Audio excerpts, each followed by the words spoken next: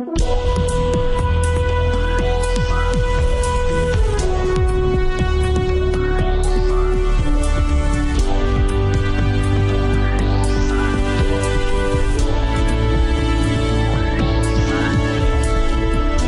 to Real Money Talks, how to make money, manage money, and invest money. Your Real Money Talks host, Laurel Langmeyer, gets straight to the point about what it actually takes to make money and build lasting wealth in today's changing economic climate. If you're ready to get the financial results you've always dreamed of, keep listening. Real Money Talks is the right place for you. And now here's your host, Laurel Langmeyer. Hi, this is Laurel. Welcome back to Laurel's Real Money Talks. And I hope you're enjoying our podcast where we teach people how to make money, keep money, invest money, and do it with a team. And, you know, there's so many conversations, and I've been bringing great guests to our conversation.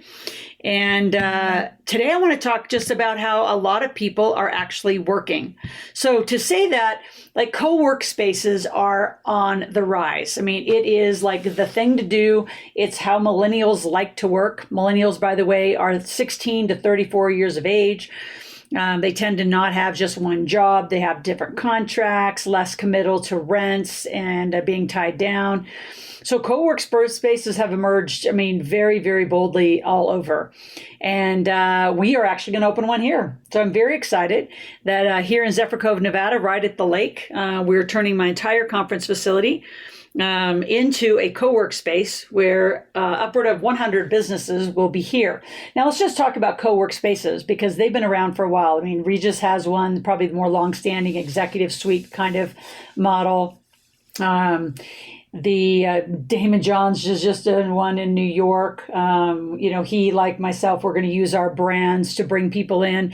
And at least in my case, going to make my training available. So not only can you work here and incubate your business here, you can make money. Here's our advantages. We're going to do a Monday marketplace. Those that know my work well, I have a system, trademark system that guarantees you make money in a few hours. So we're going to teach people how to do it and have a Monday marketplace. We're going to have a one day a month with the Millionaire Maker. We're going to do a Millionaire Maker game night.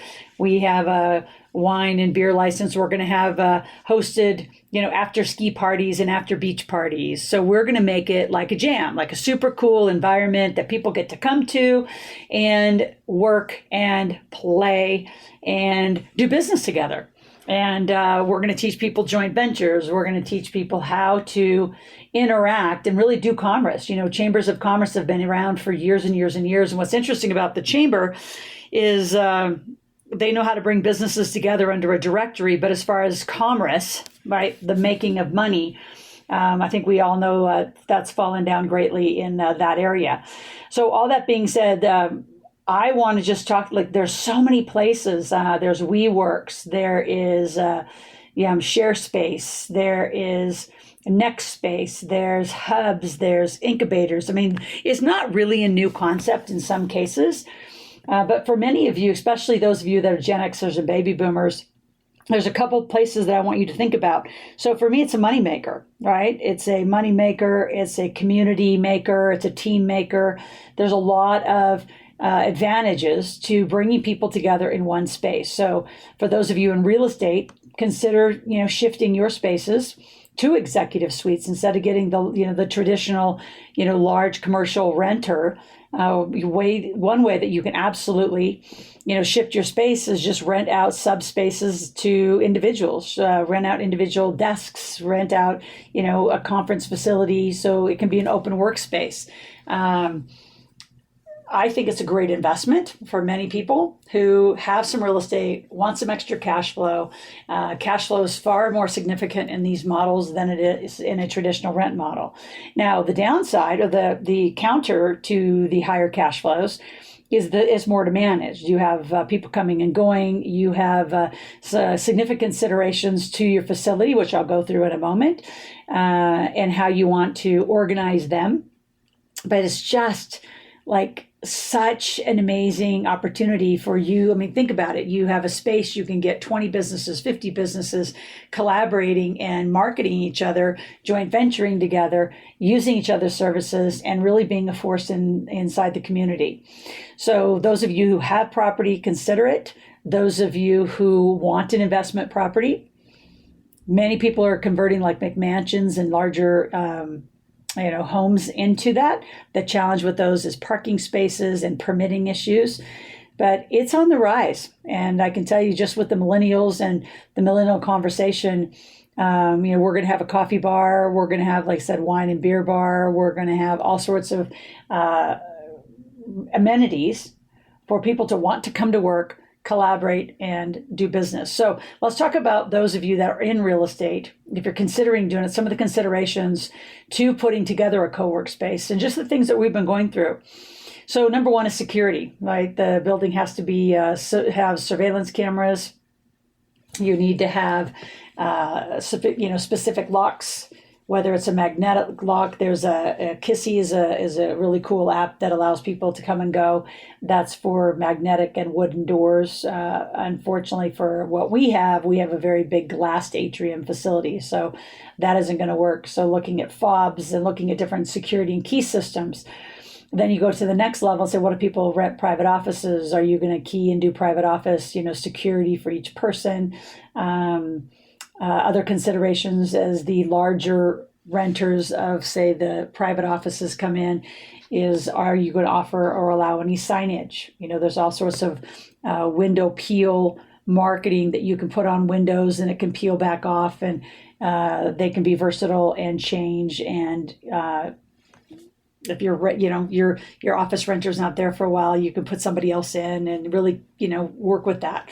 Other considerations, people's stuff. Right? You're going to have to shift your insurance or make sure that it's modified for the considerations of that. And for your longer term renters, you encourage them to carry renter insurance. Other considerations down to the simple stuff. Do you charge them for the coffee, the wine, the beer, the snacks, the water, the things that you put in your facility, or is that just part of it and complimentary and you build it into your cost? Other considerations, printer. Do you let them do copies in your facility? And if you do, how do you want to do that? And is there a capacity limit, or are you going to do some counter, kind of like Kinko's, used to do way back in the day and probably still do, but I've never been in there for years and years and years. Other considerations is just behavior. You're going to have some culture and behavior that you set tone for the kind of people and the kind of culture that you want to set in your co-work space. And what are the parameters of that behavior in doing business as you build your co-work space?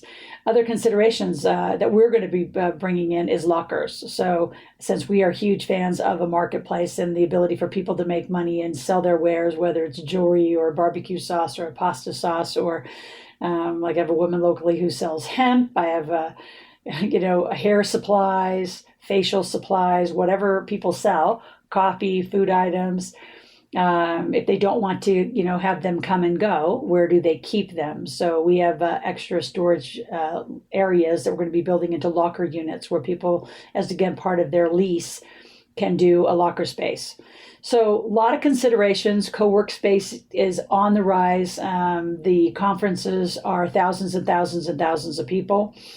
If you think 5-10 years down the road, I think the majority of the world will be working in these kind of facilities. Now, a couple things that I want to bring to mind that's very fun about what we have, because we're in Nevada, is we are doing, corporate entities. So we're going to help people set up formally into a corporation. Companies make money, individuals get taxed. The worst kind of money to make is money that's in your personal bank account. So we're going to be educating our co-working space folks on how to really operate as a legitimate business, have it be a Nevada LLC or a C Corp, maximize your tax savings. Remember, there's 73,000 pages of tax code in the United States, and most people overpay tax if they're not in a proper state, I'm going to call it. The state of California is the worst. We call it the Democratic Republic of California, because it's kind of a world by itself, and people overpay taxes and don't take any consideration in the fact that they could have a Nevada address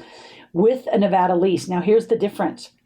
New law on IRS code is you can't just have the post office box anymore. You can't just have the UPS store anymore. You have to have a lease in an office that you can walk through upon an audit. So that's really, really critical, and which gives us a huge competitive edge. For those of us that are here, I know in Las Vegas, we're here in Northern Nevada in Las Vegas. There's a lot of other co-work spaces that are coming alive as well, just for that very reason of we can provide taxation advantages. We can provide office legal leases. We can provide them, tax incentives that most other states can't provide. So that's another super competitive, fun advantage. And I think those of you know, over and over and over, I talk about taxation, and, being overtaxed is a choice. Being broke's a choice. But not having a company is crazy. And here's the disadvantage. I'm going to go another direction. The disadvantages of working at home. I'm a huge fan of, and I've said it for now almost 12 years, is hang your sign. So even if you only use a co-work space, like I have a lot of my remote contractors who use different, work hub and different spots where they can go to work, meet other people, collaborate with other people. But the downside of working at home, as I said, I've always encouraged people to hang their sign, which means if you're going to hang your sign, you can't really hang it in your residential neighborhood. You don't have parking. You actually don't have permits. You could get a home business license. But the amount of marketing, just consider this on the other side of why use a co-work space, is the amount of marketing it takes to get out of your home and let people know that you're in business is substantially more than the $200, $300, or $400 a month that you could pay in a co-work space, plus the incentive of having people joint venture and also market your product. There's the thing, people are out for dinner, they'll talk about their co-work space, this cool business they just met, and now you have people talking about you in the community that normally wouldn't if you stay at home. So I'm not a fan of the stay-at-home mom thing as far as working at home. I'm not a fan of being a solopreneur. I think both of those are really, really starting by choice from just a point of higher obstacles, especially solopreneur. Solopreneur to me means I want to do everything by myself because I'm just so fabulous at everything. I think it's the most ridiculous title. Don't ever say you're a solopreneur. I just look at solopreneurs and think, God, you love suffering and suffering in silence.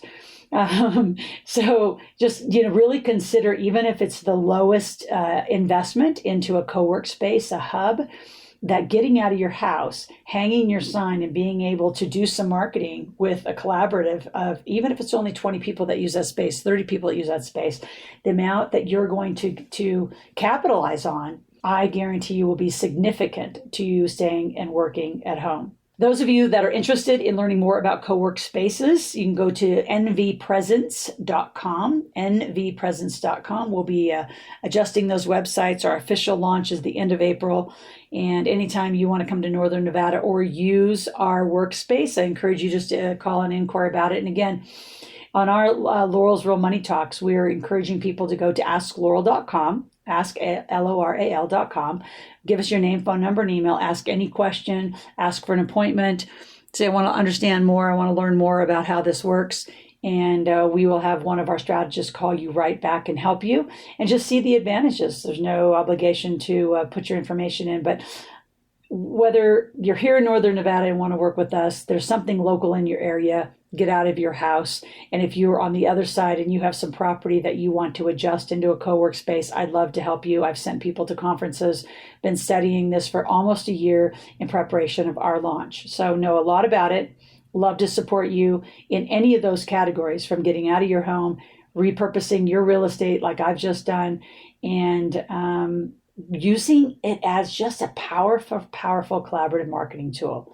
So that's how to make money. It's also how to keep money, also how to invest money. It's what we do here at Laurel's Real Money Talks, and I look forward to sharing more about our launch. We'll be going Facebook Live on April 25th will be our launch. So stay tuned, mark your calendar.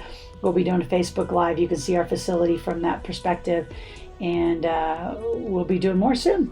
We'll talk. Thanks.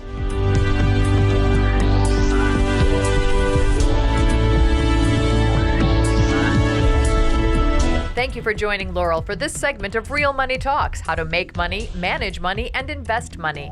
To continue this new conversation and to find free resources to support your wealth creation, visit AskLaurel.com/podcast gifts. That's AskLoral.com/podcast gifts.